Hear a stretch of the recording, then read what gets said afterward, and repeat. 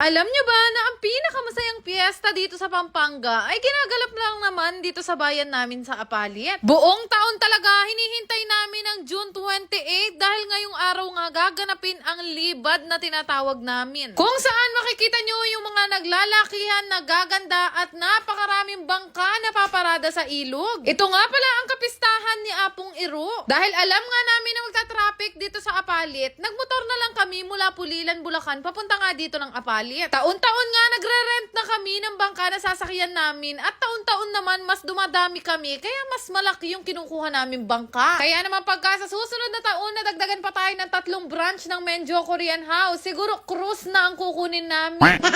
Bukod sa Pasko, isa din itong araw na to sa inihintay talaga namin taon-taon. Kagaya din ito ng piyesta ng San Juan sa may Batangas, kung saan lahat ng tao at lahat ng sulok ng Apalit, Pampanga ay nagbabasaan. Dito na muna kami nagstay sa bahay nga nila Sir Mark at after nga no, nag-aya na rin ako na magpunta na nga kami sa bangka na sasakyan namin. Dahil ilang araw na nga nag-uulan dito sa Pampanga, napakataas nga ng tubig. Kaya naman gusto rin namin magpasalamat dun sa pinakadinaungan ng bangka na sasakyan namin ngayon. Hindi naman kami masyadong prepared. Nagpagawa lang naman kami ng uniform na dapat pare-pareho kami ng itsura. Syempre, bago kami umalis, nagdasal muna kami. Sabi kasi nila, taon-taon daw meron daw inaalay dito sa ilog. Pero sana wala ngayong taon at sa mga susunod pa na taon. Nakakatuwa lang dahil dito pa lang sa bungad ay napakarami na ng tao. Alam niyo ba, itong kapistahan namin dito sa Apalit, dinadayo pa talaga yan ng iba't ibang lugar kahit nga sa mga taga Bulacan, taga Manila, nagpupunta pa talaga dito. Kahit gaano kadumi ang ilog na to, pinagliliguan yan talaga ng maraming tao. Pag andito ka na kasi, hindi mo naiindahin yung kulay ng tubig, yung amoy, o kaya yung itsura. Sa kapag ka andito ka na, kapag nasakay ka sa bangka, kapag nanood ka, at kapag ka bumisita ka ng kapiyastahan na ganito, mapipil mo talaga na sobrang saya. Lahat ng tao ay nagbabasaan, pero syempre, kapag ka hindi pwedeng basain o ayaw magpabasa, hindi naman namin binabasa. Siguro nga mag-aalauna na ng tanghali nung nag-start nga yung mismong prosesyon o yung libad na tinatawag namin. Kanya-kanya nga kaming paandar ng bangka. Ang problema lang dahil mataas ang tubig, nangasala-salabat rugo yung bangka namin sa tete.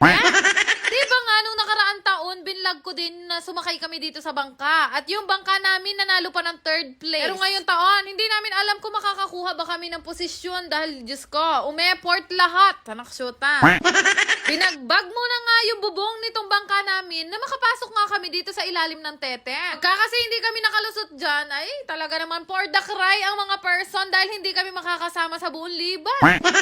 Pero buti na lang talaga, witty ang mga kasama namin. Nakalusot kami ng mapayapa. Kaya naman nung nalusot na nga itong bangka namin, antimano, pinaglalagay na namin yung mga design at bubong namin dahil baka nandyan na yung mga judge. Syempre, kailangan maganda yung gayak namin. So, dito nga pala yung meeting place ng mga bangka. At habang nandito na nga kami, meron nga biglang tumawag sa amin at tinawag nga kami. Hanaksyuta, nanalo na naman tayo ngayon ng trophy, pero this time, first place na ang nakuha. O nano, pinagpuyatan rugo yan ng mga kasama namin. Lahat rugo ng mga sumali sa street dance, pinagkukuha ko yung mga props. Nagulat nga ako, sa dinami-dami din naman talaga ng mga bangka, tayo nga rin yung napili bilang first place. At sa totoo lang, hindi naman ako nakilala ng mga nag-a-award. Nagulat lang sila na ako daw pala to. Sabi nga nila, nanalo na ako nung nakaraan, nanalo na naman ulit ako ngayon. Ay ba mo?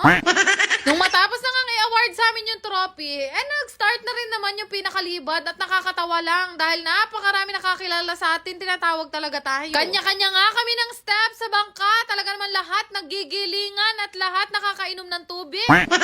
Hindi na kami nag-inarti, inisip na lang namin maiihi din naman namin yan. Awat mga bangka nga, meron din kasamang barada kagaya nga nito. Yan din talaga yung nagpapasaya sa mga bangka na talaga naman napakasaya kapag ka meron nagtutugtugan. Naalala ko nga nung bata ako, kapag ka magpapiesta ng ganyan, sobrang excited ako manood. Hindi lang doon, dahil excited din ako kapag ka kasi dadaan na kami sa mga daan ng Apalit. Talaga namang mabababad ka. May nambubuhos na gamit ang hose, may nagtatabo, meron naman galing sa pitak. So syempre, kapag ka sa mayayaman ka nadaan, ang pantutugtog nila sa'yo, Red Horse na mahilab-hilab. Sobrang saya ng libad na to. Although mas makonti yung bangka ngayon, pero mas marami talaga yung tao na nanood at sumama sa mga bangka. Para bang lahat na nandito sa ilog at nanunood magkakabati at hindi nag-aaway-away. Pero alam nyo bang, isa din sa dahilan kung bakit talaga gustong-gusto namin sumasama sa bangka o sa libad. Naniniwala kasi kami na mapaghimala talaga si Apong Iro. Alam nyo, taon-taon, basta meron akong hiniling kay Apong Iro na nangyayari at natutupad. Pero siguro, dahil mga viewers at followers na namin kayo ni Bebo, alam nyo na siguro kung ano lang yung hinihiling namin ngayon kay Apong Iro. Ang hiling namin ay isang malusog na baby at sobrang puti. Ang problema, baka bigyan nga ako ni Apong Iro ng sobrang puti na bata. Ay, hindi naman pala si Bebo ang ama. Alam nyo, bawat bangka na mga katabi namin, tinatawag kami ni Bebo. Nakalimutan din kasi namin yung mga panghagis namin o pamigay namin ng mga pagkain. Nahihiya tuloy kami kapag meron naghahagis sa amin mansanas, mangga, orange, ebon, at saka mga sesto. Pero ganun pa man, hindi ko na mabilang, may purga na ako ruguking ebon, karakal ko na kain. Kitang-kita nyo naman kung gaano kami kaligaya dito sa bangka na sinasakyan namin. Kaya naman hanggang pauwi, talaga naman nagigilingan ng mga tao. Lalong-lalo na kapag sumipa na ang gin. Kahit ang tito mong nonchalant, gigiling at gigiling.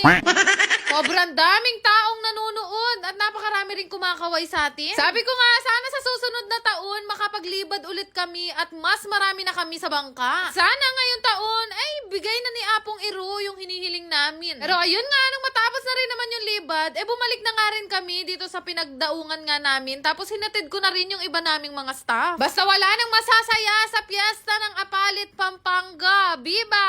Apong Iro!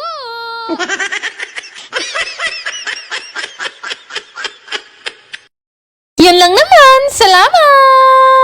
Lahat na magre-register dito sa Diamond Game ay magkakaroon ng ayuda sa akin. Dali lang naman mag-register. Ilalagay ko na lang yung link na pipindutin nyo sa may comment section. Dito kagaya ng mga pangkaraniwang laro lang dahil dito nga pera nga ang mapapanalunan nyo. Laking manalo dito at syempre hinahinay lang sa paglalaro at mahigpit na ipinagbabawal to sa mga bata. Sa mga laro na madaling laruin at madaling nga manalo. Minsan 100 lang ang taya, umaabot pa na hanggang 12,000 o 13,000.